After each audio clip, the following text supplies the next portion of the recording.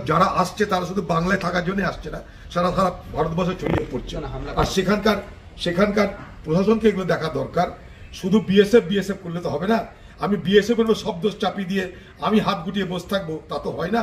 এই বর্ডার দিয়েই পশ্চিমবঙ্গের তৃণমূলের বড় বড় নেতারা, মন্ত্রীরা, শান্তিরা হাজার হাজার কোটি টাকার গরু পাচার, কয়লা পাচার, পাথর পাচার করে থাকে, তার জন্য জেলও কাটছে।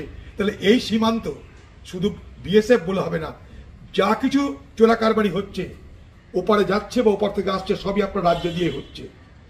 যখন যাচ্ছে আপনার রাজ্য দিয়ে যাচ্ছে, গরু, ইট, কাঠ, বালি, পাথর যা কিছু আপনার রাজ্য দিয়ে যাচ্ছে। ওপার থেকে যখন আসছে আপনার রাজ্য দিয়ে ঢুকছে, সেখানে টাকা আছে, ড্রাগ আছে, জাল নোট আছে। অতএব আপনার রাজ্য এখন করিডোর, পশ্চিমবঙ্গ এখন করিডোর অবাধ কারবারিদের জন্য। সে অবাধ কারবারিদের করিডোর কেন হয়েছে? আপনার দলের লোকরা জড়িত, তাই হয়েছে। আপনার পুলিশ জড়িত, তাই হয়েছে। আপনার দল, আপনার পুলিশ, সেই সঙ্গে বিএসএফ এর একাংশ জড়িয়ে এত বড় লুটপাট, এত বড় চোরা কারবারিদের হয়ে আসছে বলে আমি দায়িত্ব নিয়ে বলতে পারি।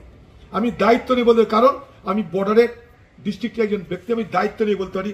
আপনার পার্টি, আপনার পুলিশ এবং তার সঙ্গে বিএসএফ একটা অংশ মিলেমিশে এই বাংলার, ভারতবর্ষের, বাংলাদেশের যে বর্ডার, সেই বর্ডার জুড়ে বছরের পর বছর চোরা কারবার হয়েছে। বাংলা টুডে নাও।